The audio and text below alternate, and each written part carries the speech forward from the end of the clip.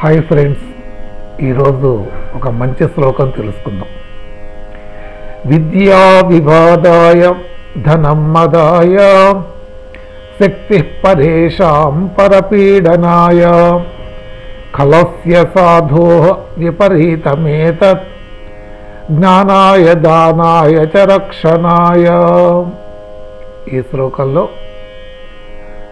మూర్ఖులకు సజ్జనులకు ఉన్నటువంటి భేదాన్ని తెలియజేస్తున్నాడు కవి.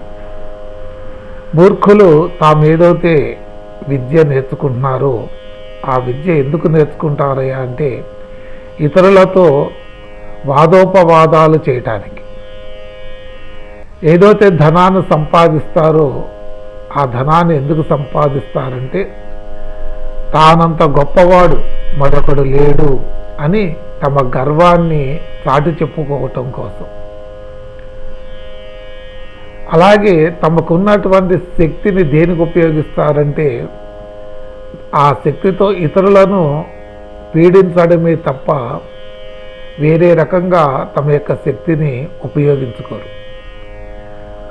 అది కాక సజ్జనుల వైపు మనం ఆలోచించినట్లయితే వాళ్ళ విద్య ఎందుకు నేర్చుకుంటున్నారంటే జ్ఞానం కోసం, ఆ జ్ఞానం ద్వారా పరమాత్మను చేరుకోవడం కోసం తాము విద్య నేర్చుకుంటారట సజ్జనులు.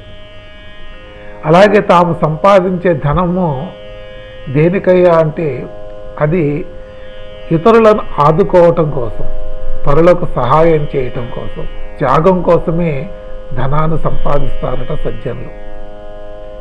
అలాగే తమకున్నటువంటి శక్తి దేనికోసమయ్యా అంటే ఇతరులను రక్షించడం కోసము తమ యొక్క శక్తిని వినియోగిస్తారట. కాబట్టి మనం కూడా సజ్జన వల్లే